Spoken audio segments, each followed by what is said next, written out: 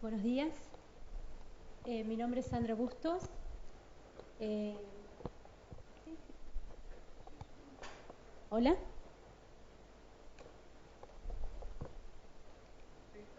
Hola, hola, bien.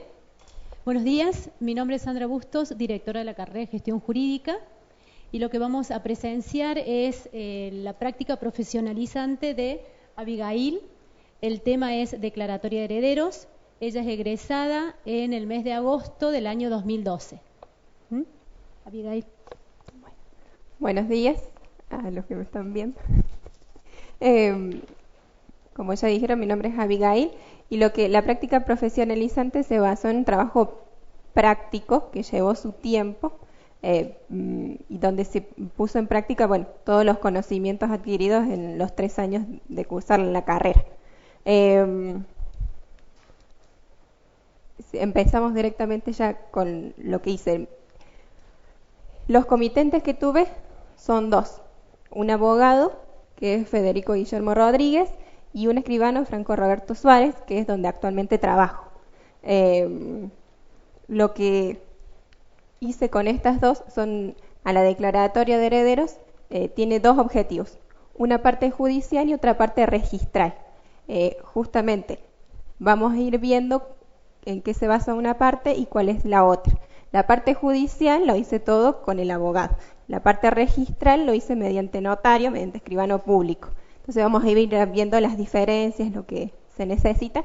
Y si bien ustedes van a ver que es un proceso largo, van a ir viendo cómo la parte jurídica no es algo que se queda quieto, sino que va progresando y cada cierto tiempo van cambiando los trámites. Por eso se requiere que uno vaya estando actualizado y preparándose, yendo a los distintos entes para ir viendo y, bueno, poniéndose al día. Los objetivos que nos planteamos en esta práctica son 2. En el objetivo judicial es lograr la declaratoria de herederos, es decir, a partir de un causante, que es la persona fallecida, que se nombren herederos de esa persona. Eso lo hace un juez, pero para lograr justamente que un juez lo nombren a los herederos, hay que abrir un expediente. Bueno, eso se hace en tribunales. El objetivo de la gestión registral es la inscripción de dominio en el registro de la propiedad, en este caso de acá de Córdoba. Para ello usamos la escritura pública. Ya vamos a ver que lo que también se puede hacer judicialmente, pero yo lo hice mediante notario. Las actuaciones judiciales que se hace para abrir un expediente es ir a tribunales, poder saber cuál es el tribunal que está de turno, si es de primera, de segunda, de circunscripciones. Entonces el que está de turno es en Río Cuarto, lo que no está como aquí en Córdoba, que es por sorteo, sino que se pregunta muy manualmente cuál es la que está de turno, te asignan una y a partir de ahí vos tenés que presentar. Si a mí me pasó, la que estaba de turno era la de sexta, voy a tribunales de sexta y ya tenía el cupo limitado, así que habían citado otra, tenés que ir a otra.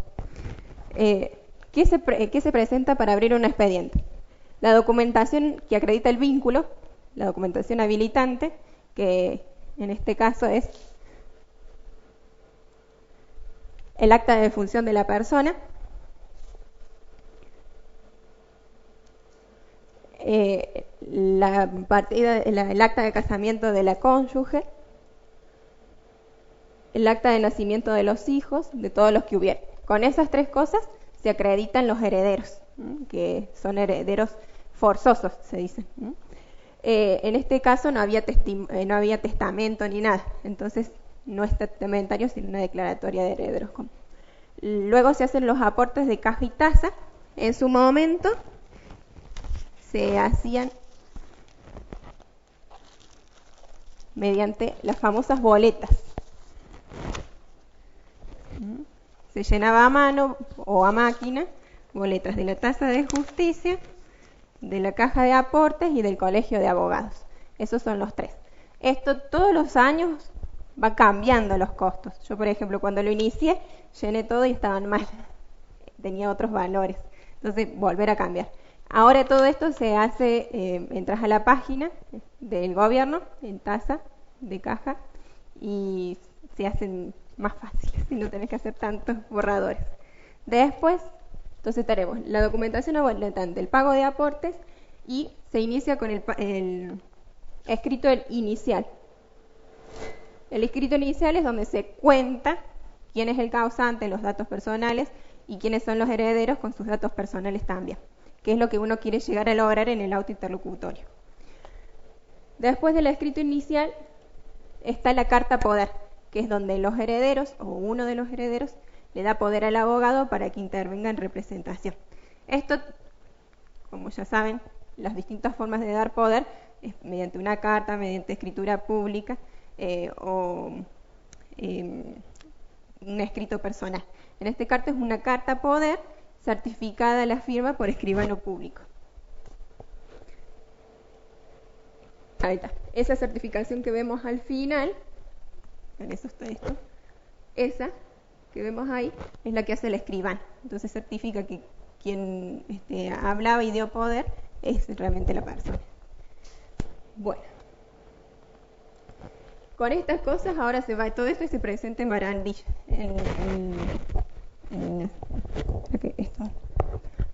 en tribunales. Y ahí se abre un expediente, que es una carpeta así,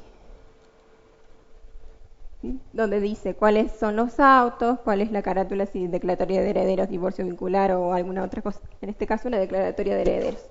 Actualmente también esto cambió y es por computadora. Está todo informatizado, con códigos de barras, más fácil de ubicar. La forma de poder chequear los expedientes, qué te va faltando, qué te pide el juez, es muy manual en Río Cuarto todavía. Se llevan grandes libros donde se va anotando quién lo saca, quién lo tiene. Bueno, esas son algunas cosas de los distintos lugares. Una vez que se abre el juicio sucesorio, el juez dicta decreto que acepta ese cargo. En mi caso, me faltaban algunos papeles, entonces el juez decretó lo que me estaba faltando. Y una vez de lo que pude llenar los papeles necesarios, pude diligenciar el oficio de juicios universales, que eso se hace acá en Córdoba. Bueno, eso vine acá en tribunales, a la parte de registro de juicios universales, donde traje esa planilla y la ingresé, y después ellos mismos la mandaron para Río Cuarto. Después está el fiscal de instrucción, publicar edictos, que esto se hace en un periodo, te lleva más o menos un mes, donde se publica tanto en un diario popular como en el boletín oficial. La idea es que si hay alguien que no fue declarado,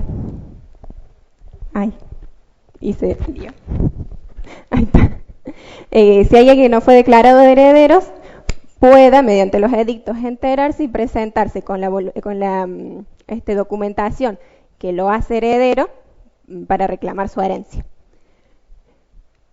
En este caso son de mero trámite, es decir, que es una cuestión de formalidad, cuando está todo correcto. Igual se tiene que hacer.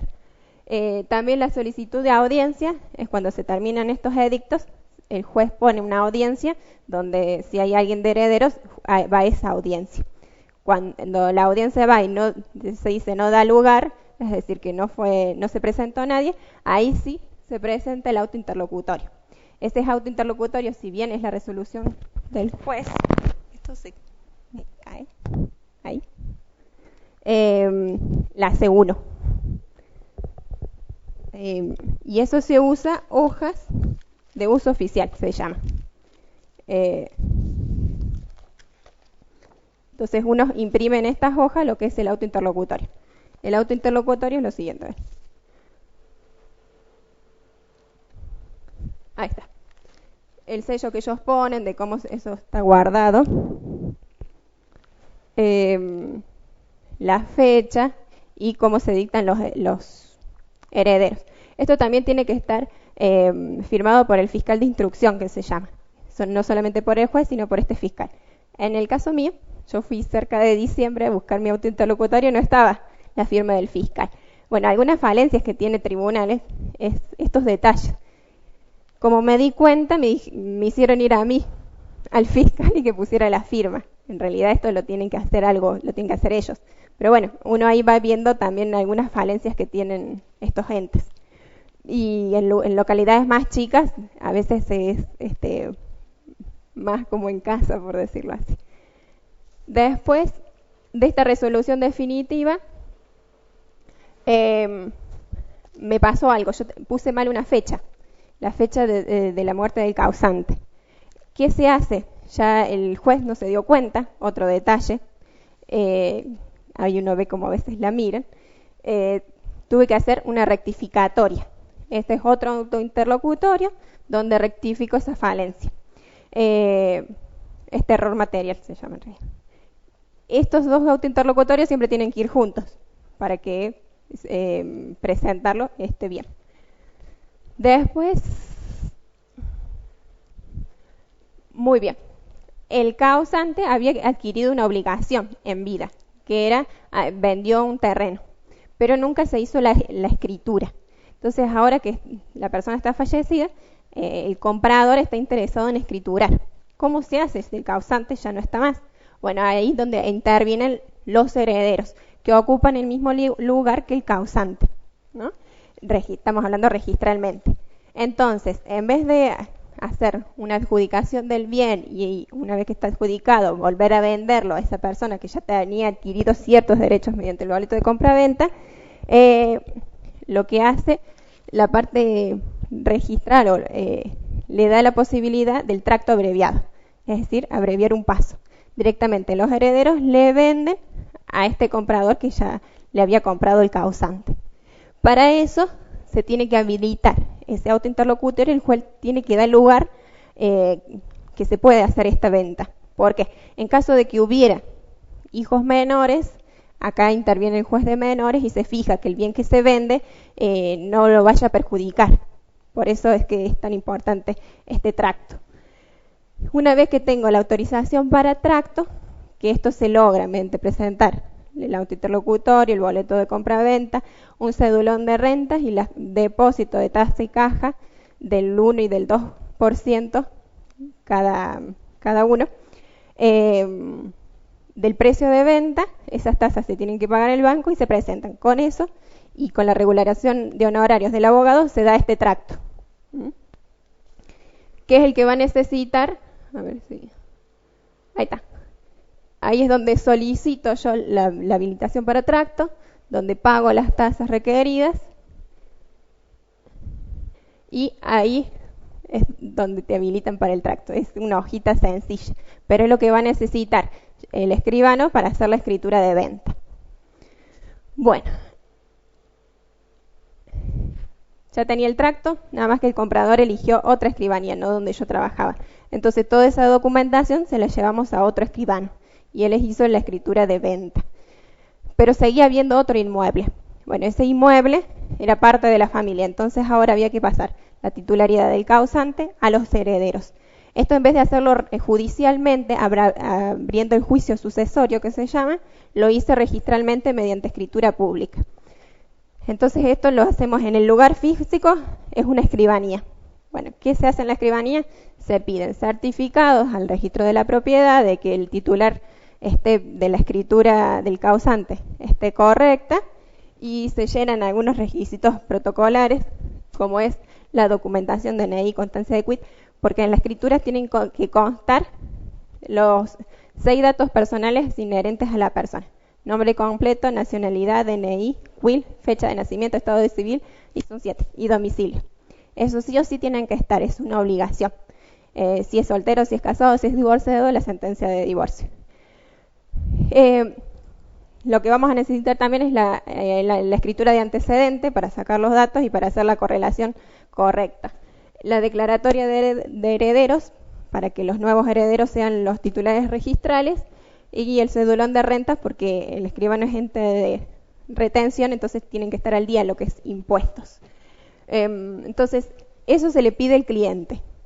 Con esa documentación, ahora lo que hace el escribano, en este caso quien lo diligencia soy yo, es preparar el certificado del registro, que es el formulario famoso verde que aparecía en el libro de tramitaciones, que ahora se hace también mediante la página del gobierno, se ingresan todos los datos y sale ya hecho. El libre deuda de rentas y municipalidad, que hay que ir a los lugares de renta y de municipalidad a presentarlos, y así obtenemos para poder redactar la escritura. Una vez que redactamos la escritura, se tiene que preparar, se hace todo un proceso para ingresarla al registro de la propiedad. Esto se hace mediante una carpeta que se llama rogatoria, que es una carpeta amarilla, grandota, que esta vez no la traje. Una copia del protocolo, porque la escritura que la gente firma no es el primer testimonio, sino es hoja de protocolo, se llama. Es una hoja especial, acá está, que está foliada, que tiene una correlación de cada año del escribano. Cada año se habla un nuevo protocolo con hojas vigentes que están aprobadas por el Colegio de Escribanos, que tienen una rúbrica, que tienen un número correlacionado y los folios de las hojas que van haciendo. Eso se junta todo en libros que van por años, ¿no es cierto? Y en cierta cantidad de años eso después se va a la biblioteca del Colegio de Escribanos. Entonces cada escribano tiene ahí sus libros. Una vez que la gente firma el protocolo, es una hoja azul, más gruesita, una de ellas, por ejemplo, de las personas tuvo que hacer una firma a ruego, porque en ese momento no podía manejar la mano. Entonces, por medio de 2 testigos, que también se citan en escritura, la persona que no podía firmar puso su dedo índice, comprobando así que había firmado y aceptado la escritura. Una vez que se prepara esto, se hace el primer testimonio, que es una hoja verde,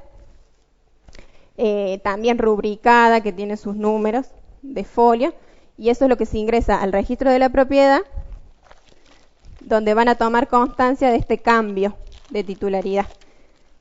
En este caso, lo que se adjudica los herederos es la cónyuge del heredero se adjudica el usufructo y los otros herederos el dominio. El dominio se reparte en 5 y el usufructo. Entonces, con esta rogatoria, una copia del formulario E, el informe de renta, una copia de la declaratoria de herederos, los pagos de tasa y caja, los pagos de tasa y caja de este inmueble se sacan de acuerdo a la base imponible que da rentas. Los depósitos de las escrituras, la solicitud de informe, que es otro formulario, la escritura encripta en hoja de actuación notarial, todo esto se junta en esa rogatoria y tiene que ser visado. ¿Visado por qué? Por el Colegio de Escribanos, que ellos verifican que el escribano haya hecho todo correctamente, que no se haya violado ninguna de esas hojas, que sean no se hayan falsificado. Después se va al aforo de rentas, que ellos lo que verifican es que esté todo bien pagado, los pagos que hay que hacer para ingresar a la escritura, y después eso va al registro de la propiedad, que eso es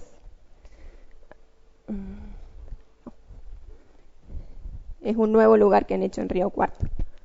Ahí está. Los plazos, importante. El certificado que viene del registro, con la fecha que se ingresa, que ellos informan al final, hay que contar 25 días. Si no se hacen esos 25 días, se hace posterior a los 25 días, no sirve. El inmueble está desprotegido, no tiene el bloqueo registral, entonces está mal hecha la escritura y no tiene validez. Son muy importantes y rigurosos estos plazos.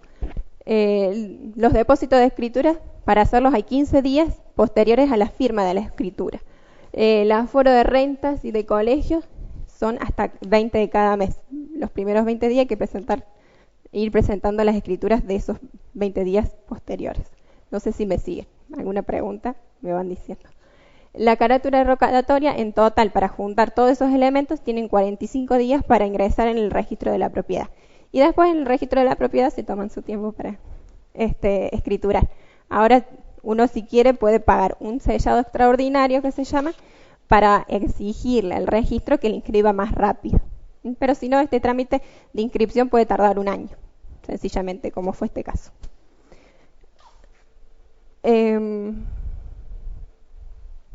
Cosita.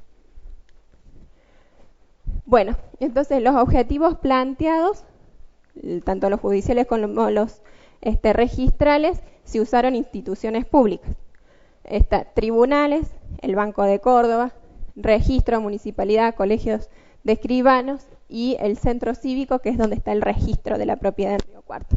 Y acá van a ver algunas fotos para que ustedes se ubiquen en Río Cuarto. En lo que es tribunales hay dos.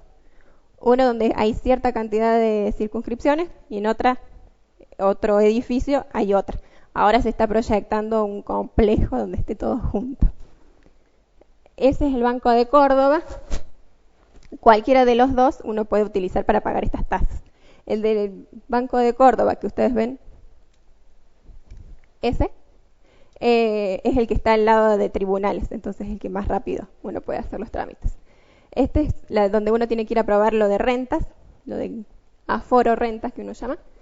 Ese es municipalidad, el colegio de escribanos de Río Cuarto, y este es el centro cívico nuevo, donde está el registro de la propiedad. Y esa es mi presentación práctica.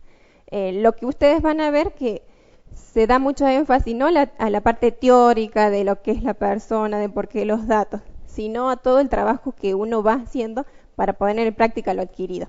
La idea es que uno pueda ir a cada ente y poder experimentar lo que es sacar un certificado, lo que es sacar una boleta, y bueno, darle un servicio al profesional distinto.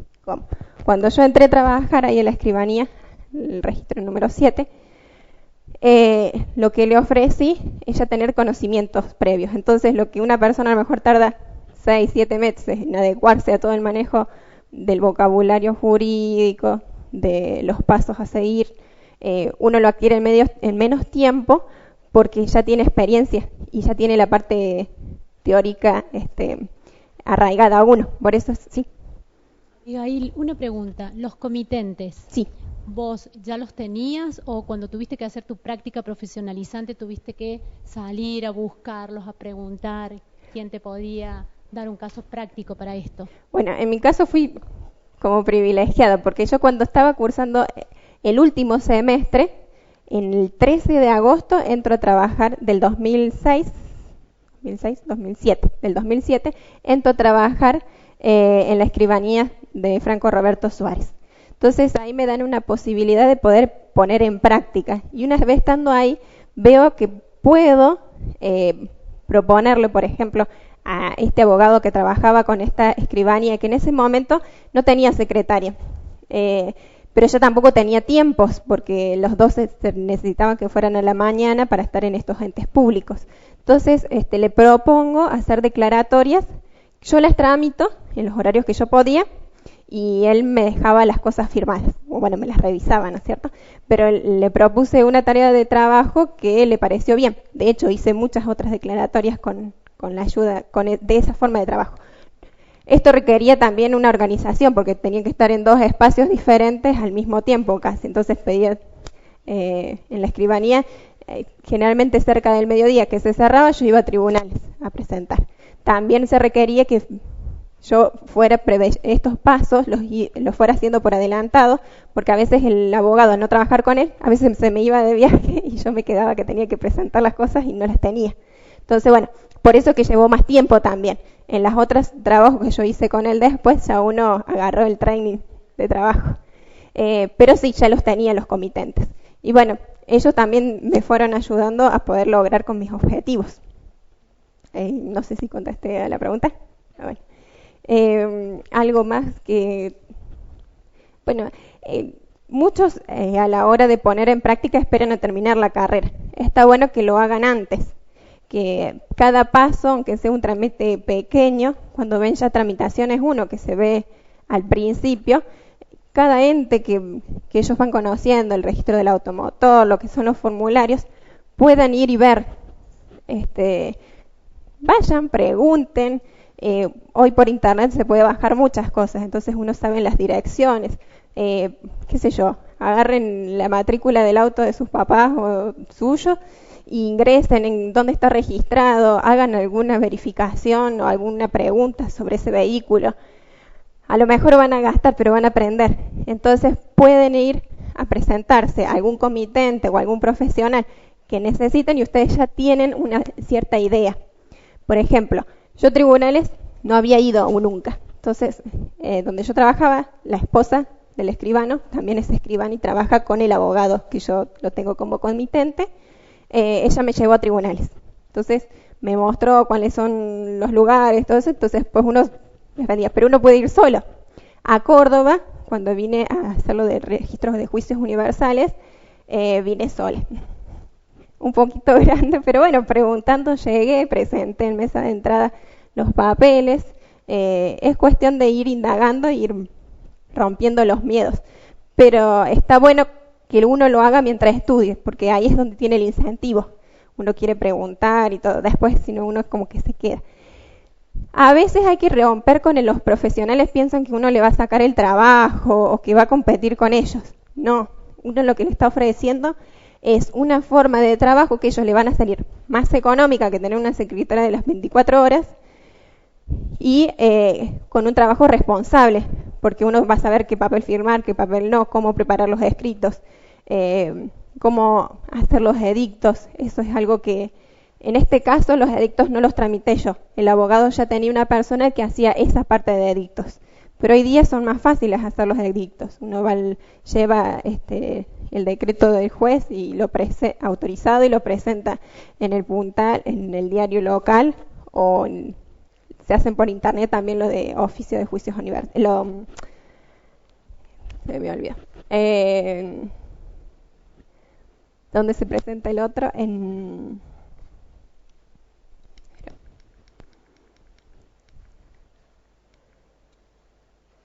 Los edictos se presentan en el diario, en el boletín oficial. Ahí está. En esos dos lugares. Entonces, la idea es que a medida que uno va teniendo cada materia pueda ir practicándola. Entonces, después es más fácil también cuando el profesional te pregunta, ¿y sabes dónde está tal cosa? Sí. O hay que también ponerse con ganas y se logra. Igual que cuando vos tuviste que buscar toda la documental para presentar en tribunales, para iniciar la declaratoria de herederos. Esa documental, ¿quién la buscó? Esa documental la busqué yo. Y hay algo interesante. Bueno, como el causante era un familiar mío, yo tuve que buscar todo. Entre eso, la partida de casamiento. Esta persona no se había casado en Río Cuarto, que es donde yo estaba haciendo, sino que en Río Primero. ¿Cómo hacer? Bueno, no se la dan a cualquiera el acta de matrimonio. También hay que poner la cara, llamáis por teléfono. Tengo, para que ustedes vean, hasta los papelitos que guardé. El número de teléfono del registro, mientras hablaba, los datos me pasaron. Entonces hice una carta con un reembolso y ellos me mandaron el acta. También caí bien con el que me atendió, fue servicial, no me tuve que ir hasta Río Primero, o no tuvo que ir, en este caso, a la cónyuge en persona, no me pidieron otros datos. Entonces es cuestión de ir buscando la forma y presentándola. También está bueno que uno sepa más o menos de antemano qué tenés que llevar. A mí me pasó que fui a tribunal y con la mitad de las cosas. Entonces tenés que volverte otra vez y es pérdida de tiempo. Revisar todos los escritos varias veces hasta poder leerla con otro para que salten los errores a la vista y después no tengas que hacer rectificatoria como me pasó. En el primer trabajo se aprende todo. Por eso es mi pregunta, porque vos lo contaste, diste la parte judicial, diste la parte registral y bueno, nosotros que estamos acá parece algo, bueno, un paso lleva al otro, todo muy fácil, pero en realidad no es fácil. Porque lleva su tiempo para recolectar la documental, lleva su tiempo, el registro civil, tenés que pagar, entonces no es simple, no es un trámite simple. No, la parte registral no es fácil. No, para que ustedes tengan una idea, este trabajo que lo presentamos así, que ustedes se cansaron de todos los pasitos y todo eso, llevaron 3 años. Se hace más rápido, pero como fue mi primer trabajo, tropecé muchas veces. Entonces no hay que bajar los brazos tampoco. Hay que seguir y consultar. Yo, por ejemplo, para hacerlo de juicios universales, en ese tiempo estaba Pacheco como mi tutor. Y él después me esperó en tribunales y me explicó algunas cosas. Entonces, ustedes hay que saber que tienen el apoyo del docente. Entonces, cualquier cosita que ustedes consulten, ellos lo van a responder. Yo también hasta pregunté si estaba bien, como el abogado, mi comitente número 1, que era el abogado Rodríguez, no era como mi patrón, como en el caso del escribano, no tenía yo un trato, yo tenía que ir con las cosas resueltas, no podía hacerme la que no sabía, porque yo le había propuesto una forma de trabajo. Entonces eso me hacía que tuviera que buscar por otros medios mis respuestas, ir a consultar el Código de Procedimiento Procesal Civil, ir a preguntar, por ejemplo, a algunos docentes de cómo tener que hacer, si estaba bien, si no estaba bien, si el escrito, cómo organizar algunos escritos, porque yo tenía que ir ya presentado, ¿no? Entonces, bueno, pero quedó conforme el abogado y me dio una buena referencia también, que eso está puesto en mi trabajo, de cómo fui trabajando con él. Y es cuestión de insistir y de llevarle una buena propuesta al profesional. Lo que el profesional generalmente quiere son resoluciones, no problemas. Entonces uno tiene que estar en eso. Ofrecerle algo distinto a lo que ofrecen la mayoría de las personas. Un servicio que le va a facilitar su trabajo. Al principio a veces hay que pagar como el derecho de piso, ofrecerse gratuitamente, sin cobrar honorarios, hasta que uno se va haciendo ciertas, ¿cómo se llama? Referencia laboral, y eso te ayuda a estar en tu lugar. Y ellos después mismos se van buscando. Me pasa en la escribanía, si bien trabajo con un escribano, cuando hay vacantes en otro que necesitan ayuda, me llaman en otras escribanías y hago algunos trabajos extras. Entonces vemos que funciona poder brindarle un servicio al profesional desde el lado profesional de uno. Generalmente las personas que trabajan ahí a veces no tienen una formación. Entonces al profesional le gusta y uno no va a hacer competencia porque no va a hacer lo mismo que él, sino va a hacer lo que es la parte de tramitaciones y lo que es realizar el trabajo. Es la dificultad que se les presenta a los alumnos es conseguir los comitentes. En tu caso, bueno, vos no lo tuviste. ¿Cuál fue la que vos recuerdes que tuviste que ese obstáculo que pasar? ¿Cuál fue la dificultad, la más grande? Bueno, la del comitente del abogado, porque yo era conocida del escribano, yo al abogado no lo conocía. Entonces a mí se me ocurre esto de hacer como a distancia declaratorias de herederos, pero ir a un profesional y decirle, yo puedo tramitarle todo. Es como que a veces te daba un poco de miedo de qué reacción iba a tener el abogado, y más si no tenías ningún contacto. Yo fui por primera vez a presentarle eso. Y eso fue un obstáculo, porque a veces uno mismo se pone las barreras de decir, no, me va a decir que no, que me va a aceptar, quién soy yo, no me conoce.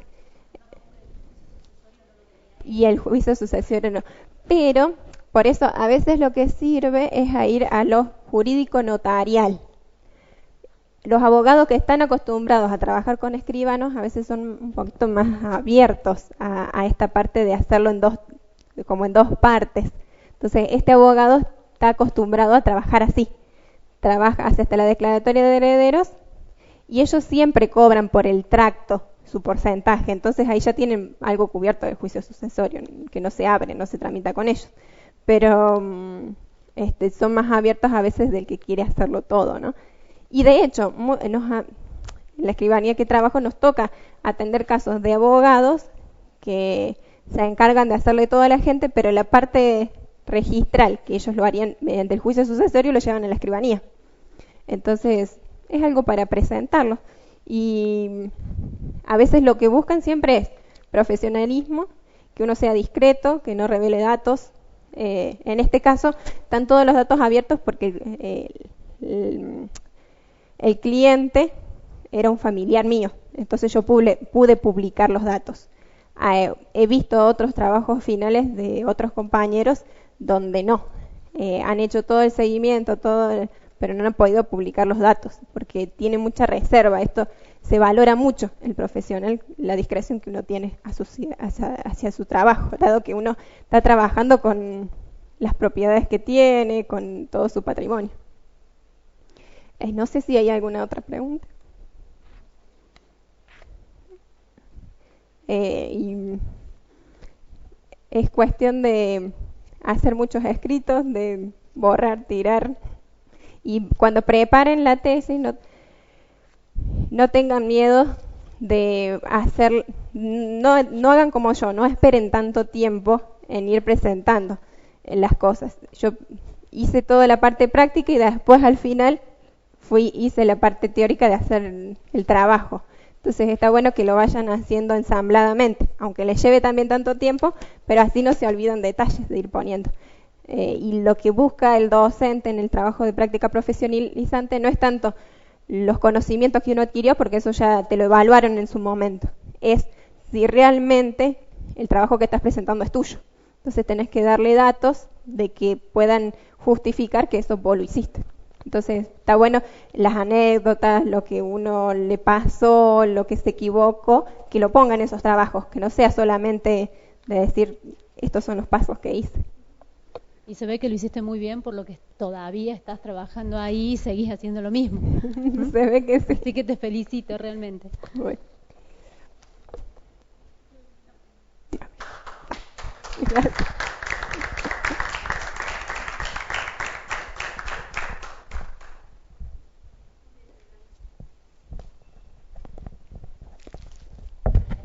¿Se entendió? Bueno.